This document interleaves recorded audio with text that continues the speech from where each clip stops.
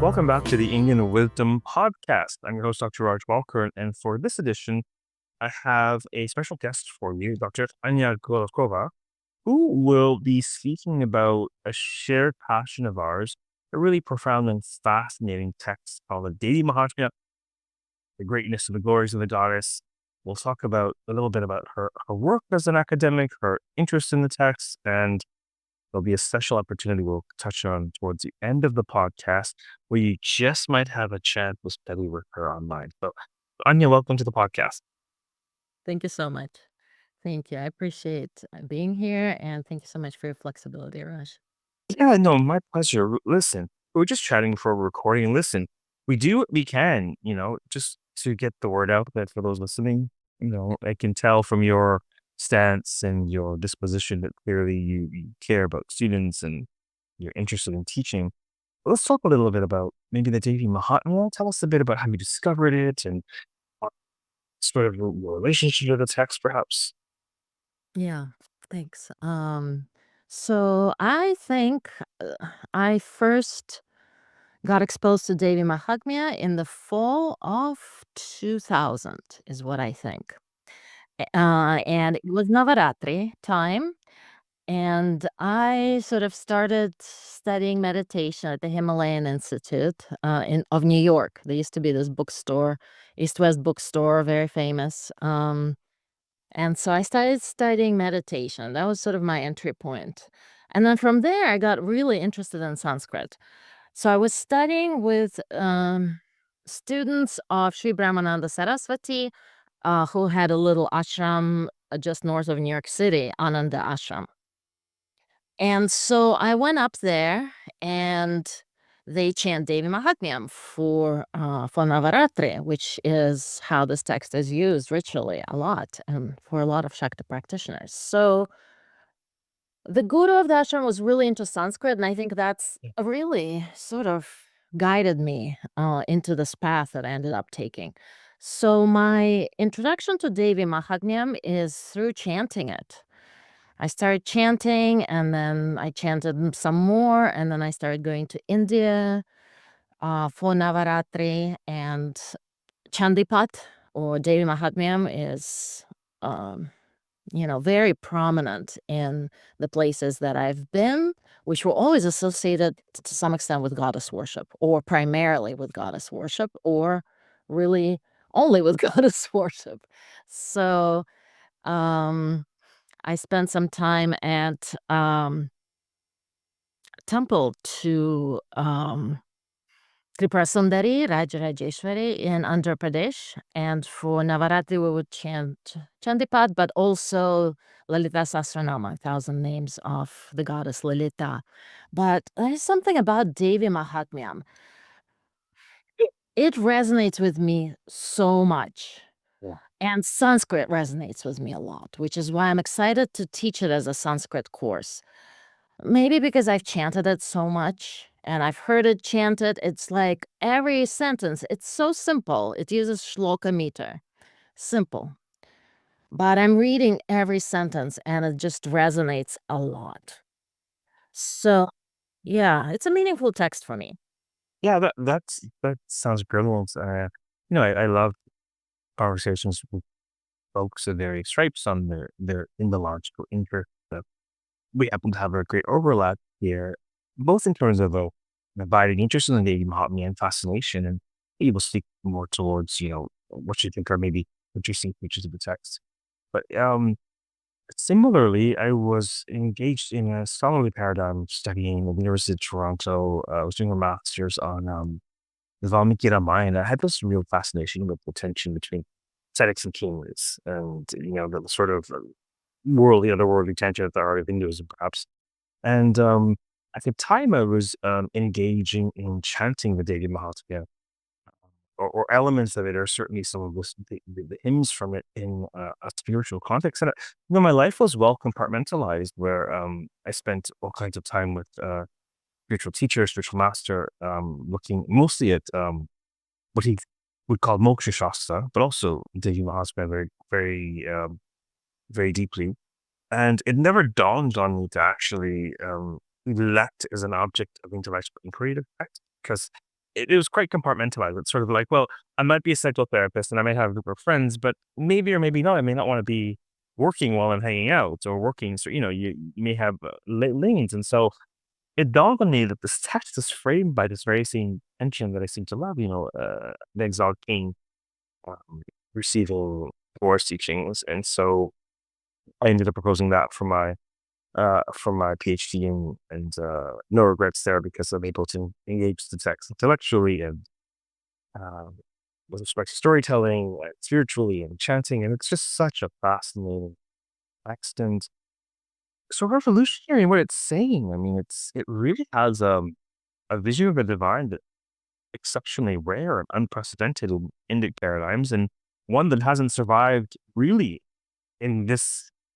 uh, on this level in any other tradition that I can think of. And so maybe you might want to say a little bit about what is it about the text and the content of the narrative that really resonates with you and intrigues you, perhaps maybe even some of your favorite dimensions of it. Sure.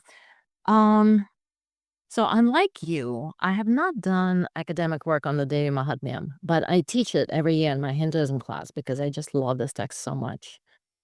I mean, as you know very well, but perhaps our listeners may not, the text has a framing narrative where we're kind of faced with, the king, Suratha, king of good chariots, and the merchant, Samadhi, the merchant of high state of meditation and wisdom, are like every other practitioner. They're seeking, they're confused, they're full of turmoil and pain, emotional pain. So, the beginning of the text, we're introduced to these two people who've been betrayed by their families, by their loved ones, by their helpers and ministers, etc. And they come to a sage, Medhas, and they're like, "We don't understand. Why are we so miserable? We left. We've given them up. We're here. Why are we still thinking about them so much?" And so then the discourse begins and continues for the rest of Devi Mahatmyam. And the discourse kind of goes all over the place. Again, I haven't studied this text, the history of the text. I've read a little bit about that. But my sense is that this is a composite text that probably was formed over a period of time. And some of these hymns, they're kind of like they're their own complete thing. And probably a later insertion into Markandeya Purana, an important Sanskrit Purana. But then there is this various framing that comes from the more dominant Brahminical paradigm, which brings in other philosophical traditions like Sankhya, a little bit of yoga, a little bit of Advaita for sure, a lot of Advaita. And sort of there's interplay and resonance with other texts such as the Upanishads. Um, and so the difference, as you pointed out, is the goddess. The goddess is this martial goddess.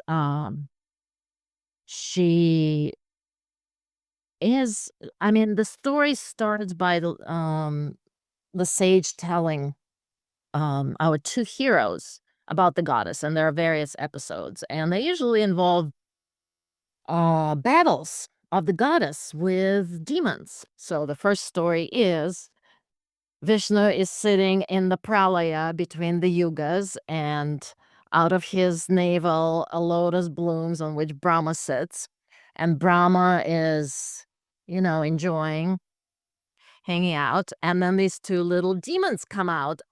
I perhaps out of Vishnu's earwax or some other impurity, God forbid. So anyway, there are these two demons, and they're like fighting, and and Brahma is like, "Oh my God, what am I gonna do? Vishnu's asleep."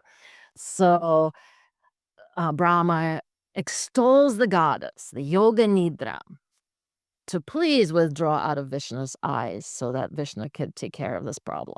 So that's the first story, and then there are other stories And, one of the big ones is, as you see in my background there, this is from Mahabalipuram, the goddess slaying the buffalo demon, Mahishasura,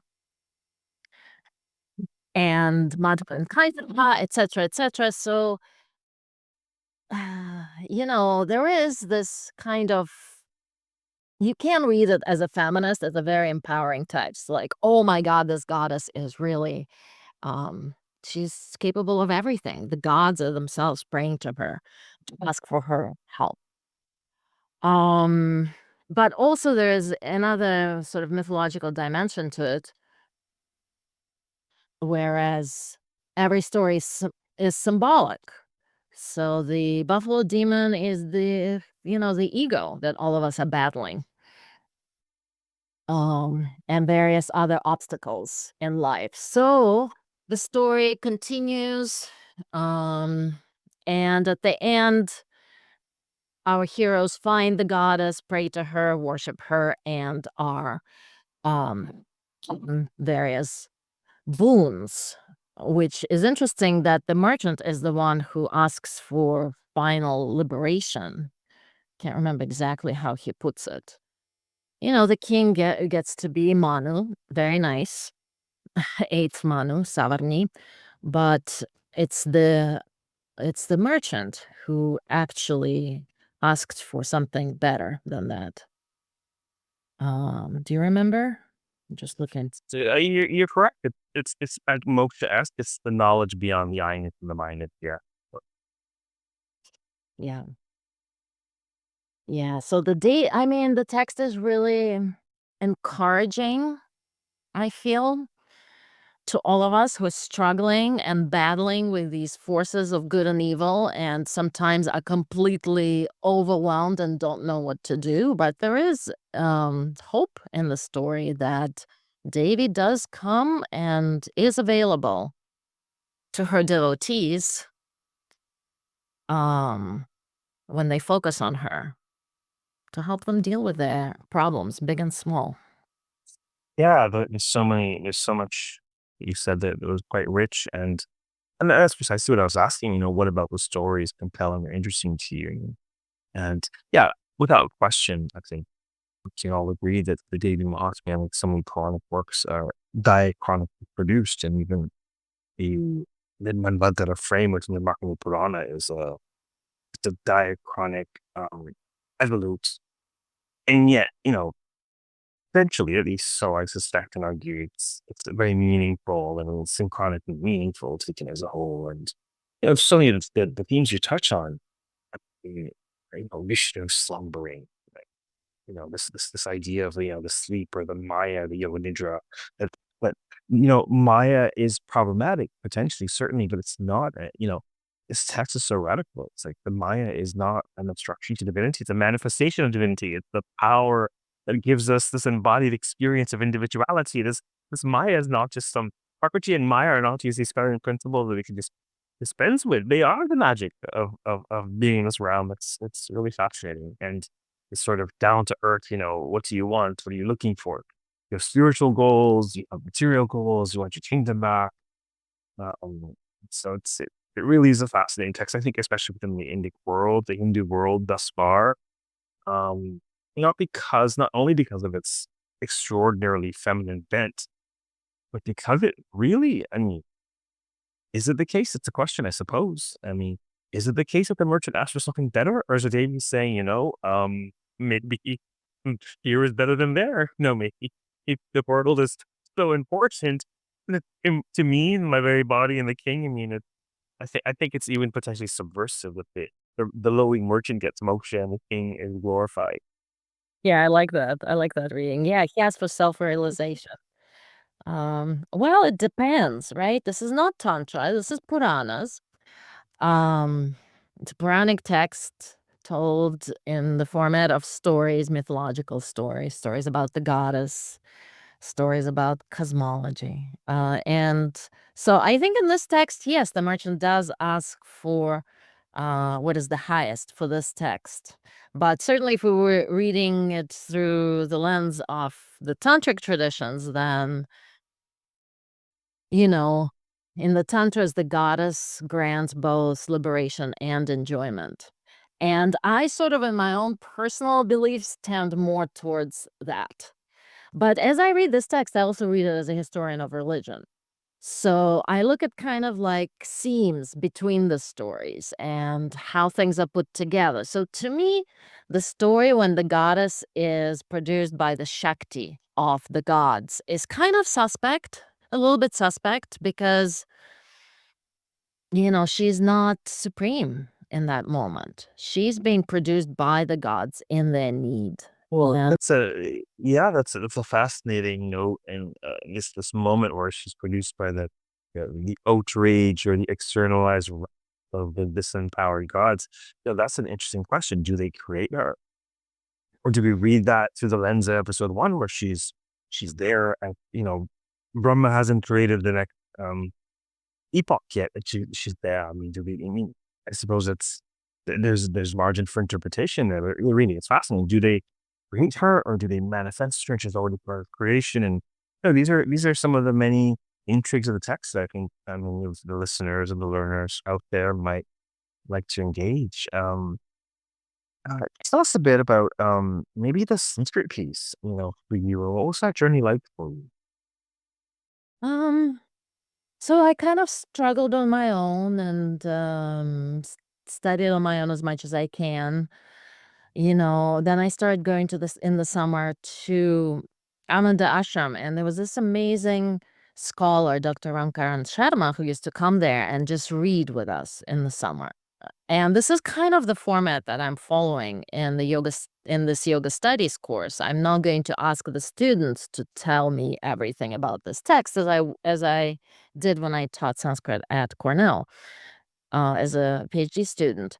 I'm going to present the text. I'm going to read the verse. I'm going to parse it. I'm going to explain exactly how it works grammar wise and, exactly how the compounds work and all the nitty gritty, but also talk about the resonance of the verses. So, Dr. Ankaran Sharma, I think he was the vice chancellor of major Sanskrit university in Varanasi, perhaps. And he would just come in the summers and enjoy and hang out with us and read all sorts of things. He never read Devi Mahatmya with us. He read a lot of Kavya. He read some Panini, which like went completely over my head, and a few other things. So I was enjoying, but also I felt like I really can learn this language. Very interested in languages. I'm a language person. I'm from Russia. English was a foreign language for me, second language. So, I really wanted to learn more about the Sanskrit. For me, there was always a lot of resonance in the Sanskrit verses and in Sanskrit sounds. So I ended up applying for master's programs, and I got into Columbia and did my master's there. And I studied with Somdev Vasudeva, who is a scholar of tantric studies, and that was amazing. And then I ended up going and doing a research master's with his advisor, Professor Sanderson, Alexa Sanderson, who is sort of the guru, the contemporary guru of tantric studies, sort of the European side of things. And then I ended up just applying to a few programs for my PhD. Honestly, I never had this sort of path mapped out. Oh, I'm going to do this, I'm going to do that. I was like, okay, uh, this is what happened. I used to read the Gita all the time around that like between 2000 and 2007, like I read the Gita so many times. And to me, it was like the next right thing. I've kind of worked it out. Okay, just do the next right thing. So that was it. I went to Columbia and did the next right thing, which was to study Sanskrit. And from there, everything kind of just like unfolded. And here I am. Sort of one thing led to another. There were all these continuities from what I was already interested in the goddess traditions, with what I ended up studying. And then there was also a little bit of a disconnect too between academic and sort of devotional. But now, as a teacher, I'm bringing those sides of myself together and trying to really, I mean, in my teaching, I'm able to integrate who I am deeply on a level. Like, what is my mission? With how I'm teaching about Hindu traditions and Buddhist traditions. So for me, this is an exciting piece because I'm at a small liberal arts college, Lake Forest College, and I don't teach Sanskrit there. There's just no, um, there's no space for Sanskrit. There's space for like intro to Hinduism, that sort of thing, and goddess traditions. So this is really exciting to kind of get back to my roots and work with this text closely and also dig back into Sanskrit grammar, which is really fun. But this text is fairly simple. I think, grammar-wise, it's fairly simple, so that's kind of nice for students. You get to study something that they will definitely be understanding. But also those who haven't studied Sanskrit, I think, would also get a lot out of this course because that's what I did. I didn't know anything, and I was just sitting there and listening and absorbing what I could, and eventually I wanted to study more formally. So, Yeah. a combination of a few things. Sanskrit, it's a Sanskrit language course, so reading the verses to the meanings, but also looking at it as a historian of religion and bringing in my perspective and sort of trying to tease out all the different layers, philosophical layers that we find in this text. So for example, you brought up Maya, sort of a very Advaita Vedantin idea, but then it's also combined with devotion to the goddess. Yeah. So, regarding your teaching of the Devi Mahamya, tell us a bit about the opportunity to study with you. What was the upcoming course, Yogic Studies, maybe a bit about the scope of the course, maybe a bit about what preparedness should prospective students have, what level of Sanskrit knowledge need. Just a bit about that. Yeah, I mean, yogic studies build us as Sanskrit 206. So ideally, you have 1 year of Sanskrit where you've studied all the basics and you're now proceeding to reading the texts. As I mentioned, this is not a challenging text grammatically. So, really, any level is welcome. And I also welcome those who have not started studying Sanskrit. Let this be your inspiration to get excited about the language as well as the philosophical topics in the text and the stories of the goddess. So Sanskrit 206, it's part of the series that they have. Dr. Antonio Rappel teaches a series of courses in yogic studies, and then other specialists are teaching kind of their favorite things and bringing them in.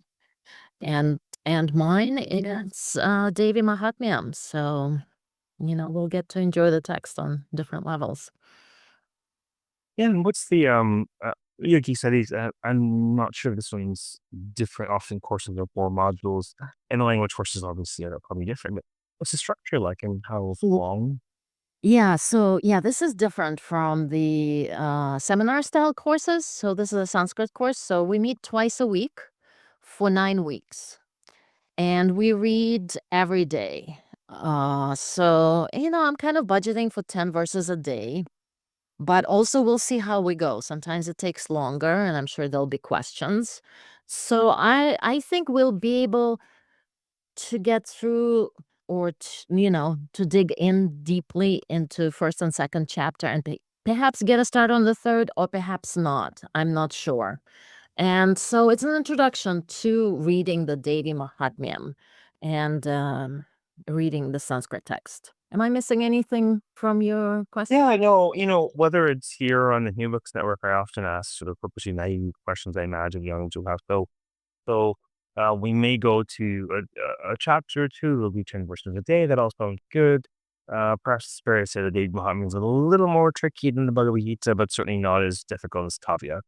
Um, uh, so sort of how many certainly it's not a course for beginners, how much Sanskrit do you think folks might need, in order to broach the course? Or what tools might they need while in the course again? 1 year is sufficient. I used to teach this in my first semester intermediate at Cornell. So in terms of grammar, Puranas love perfect tense. So you can go and review perfect tense if you haven't studied it before, and you can look at at the rules and all that, but what the text is trying to do is create this sort of archaic atmosphere, like this is of old, this happened a Oro. long Purana, that's right. Uh, so I think it's on the level of the Bhagavad Gita, but although I haven't looked at the Gita as recently, but I think they're quite similar. This uses shloka, fairly simple. The invocation verses are nice and I always include them, but they're usually written in a different meter. The rest is definitely manageable for somebody who has some basic Sanskrit, but also for anyone who is interested in the text and interested in the worship of the goddess and interested in these stories. Great. So will there be particular texts or tools that students will need or have access to? Do they online dictionaries, or will they be a course book they need to purchase, or notes, or what would that look like? No, I prepared basically, I typed in Devanagari the text, and I'm providing that. There is also a e-text transliteration of the text in lesson script that's been floating around. So I also share that with the students. And we'll be using online tools. And that's what we will spend during the first lecture. Right now, my favorite one is sanskritdictionary.org. It's sort of the simplest to use, but also has pulls from a lot of different dictionaries, which is really nice. Very easy interface. But I will talk to students about what else is available. There are some interesting new tools that are being developed that we'll take a look at as well. That sounds great. I've got a couple students who I mentioned it to. They're of course interested in Devi Māhātmya. We've had some Devi Māhātmya courses at the Indian Muslim school. They're more the Indian Muslim school is sort of a hybrid paradigm of sort of super smart keepers, if you will, or it's sort of hybrid where not it shares wisdom teachings, but not unmoored from scholarship and sort of mundane reality. So it's really sort of fascinating. Part of the reason why I found this was because there's not that sort of niche hybrid uh, pedagogy. I think that's done fairly well. I mean, all too often folks can be a little bit reductionistic, or they can go down the deep end of being unmoored from practical reality as well. So we've had some Devi Mahatmya courses. Interestingly enough, the only actual Devi Mahatmya course that I've taught in terms of uh, a narrative read, literary read of course, is at either face. Yeah, I haven't even done that Royal platform in that respect.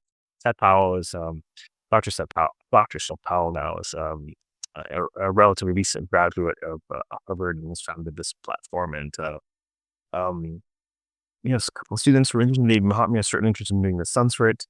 I think perhaps at some point start teaching the Sanskrit in English school, but I'm really glad that course exists and it's put on my radar. And I reach out to that probably before folks live there for when they want to study some of the Sanskrit, the grammar of the Devi Mahatmya. Was there anything else about course? That's you're anything else? I don't have any particular agenda other than showcasing yourself and your work and your learning opportunity. And is there anything else you'd like us to touch on? Yeah, before I go and talk about my agenda, let me touch upon what you just talked about, which is your course on the Devi Mahatmyam at Yogic Studies. I think these two courses are going to be very complementary. So I will certainly recommend your course to students who are reading the Sanskrit to get more of the background on the entire text. And I think the students who've taken your course and who have read or, who've thought about Devi Mahatmya with you in whatever format you've done this already, I think this would be a good course for them as well. Because Sanskrit is fascinating and it's really interesting to look at the mechanics and really see, well, what does the text say? What does the text really say? And play around with words and stuff. So my agenda honestly is to enjoy. I just love this so much. It's so much fun. I want to sit with students, read this wonderful text, and savor. I mean, what else is that? Yeah, spoken like, someone well acquainted with the Deity, so, this whole kind of aesthetic ideal of eschewing the world and eschewing enjoyment. I'm not saying that the Deity is not without wisdom or sort of, wisdom on the pitfalls of the world, particularly of power, but certainly in Devi Mahatmya, we whether it's tantra is older than we think, or this is coming from a pre-tantric, sort of pre-tantra mindset. Either way, certainly there's this turn back towards the world and governing the world and enjoying and it's beautiful. That's a beautiful ethos, I think, to enjoy the text, to enjoy Sanskrit, as much as possible. That's great. So for those listening, and then I imagine, I'm sure, Seth is very savvy with marketing communications. I'm sure he has sent a note out to the folks who've taken the uh the day you on the course with me, see if you want to read the Sanskrit. But for those who are hearing about this for the first time, the link is in the podcast notes. It's SKT206, the yogic course, which is really interesting because I think my course was YS206. They just after the lineup. The codes for the continent courses within the codes for the language course are just they need to line out so they're both 206. Interesting. Well, I know Seth was thinking about your course on how to distinguish this one, which is why he called it reading the Devi Mahatmya. I'm Well, not. this is we don't do any, and this is a really same text. I mean, we didn't do any reading or Sanskrit in that course. It was for people interested in the content. We did a literary read of the content in English with I believe I had a new translation or excerpts thereof that I included and just commenting on what does this mean? What does this mean more in terms of a little bit the world behind the text, but mostly the world within the text and the world in front of the text. And so we didn't look at the Sanskrit at all. So this is very different, and I think you're actually right. It's complementary. So it's STT 206 reading the Devi Mahatmya. It's May the 5th. Yes. To July the 2nd. So we've got to get this podcast out ASAP. And it's not a mistake. I think that covers our basis. Anything else that you wanted to touch on? No, I mean, if folks have questions, they're most welcome to get in touch with me. I'm all over the internet. They can easily find my email. Um, yeah, or contact me through Yogic Studies. But I look forward to seeing you. Not you, Raj, but you, the listener. I want to take your course. Well, Hey, you're welcome to. No, seriously, you're welcome to. If you stay in New York, I'll hook you up. I'm full Avenue City in Harlem. that's great. Yeah, that sounds great. Okay, well, thank you very much for putting on the podcast today, and I'm sure many students will look forward to taking a deep dive into the Sanskrit story world of the Devi Mahatma with you. So thanks a lot. Thank you so much, Raj. Okay, until next time, keep well, folks, and keep contemplating this little thing called the Devi Mahatmya and the power of the goddess. Bye for now.